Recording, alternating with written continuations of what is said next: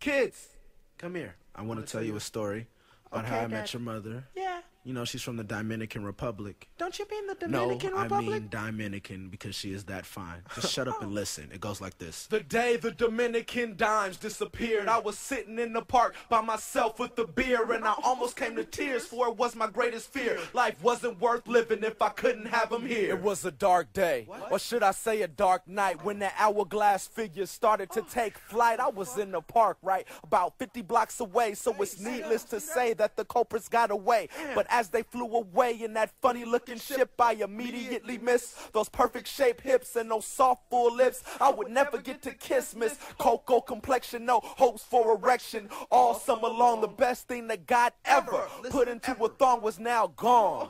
So I had to get them back. Went to swoop them all up in my AG Cadillac. That's anti-gravity, and I rode rapidly throughout the cosmos. Went from galaxy to galaxy, but never came close. Returned to Earth without hope, and in a weird sort of way, it was like I never left. It was a year to the day the Dominican dimes disappeared. I was sitting in the park by myself with the beer, and I almost came to tears, for it was my greatest fear. Life wasn't worth living if I couldn't have them here. The day the Dominican dimes disappeared, no longer would they walk through the heights and bring cheer from the rear, that is. Did you hear that? Yup, no longer would they walk through the hood and strut. What? That's the only reason that I come to New York, is to sit up on the porch and watch them in they shorts while I'm sipping on a quart of Valentine Ale. They be sexy as hell. But look, back to my tale. Since my trip in Estella was a certified failure, I had to call around and get some help from my fellas. I called Ace Rock and asked him if he had seen him, cause I had him on the lookout from the Bronx to Medina. Murs, I haven't seen shit. Before I hung up the receiver, I said, keep up the good work, and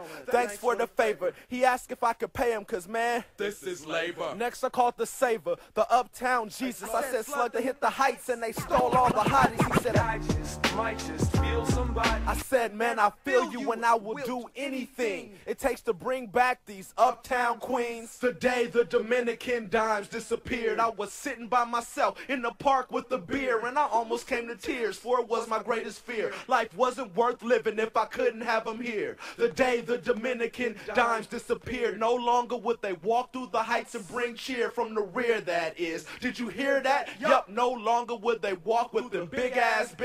But I never said that they didn't come back, cause when I flew back to LA in my new Cadillac, I kept running across these brown skinned girls with hella back. I was confused at first, then I realized that God had answered my prayers that I've been saying for years. He had an angel pick them up and drop them off right here, and I couldn't be mad, cause how would that sound that they could wear tight shorts and short skirts year round?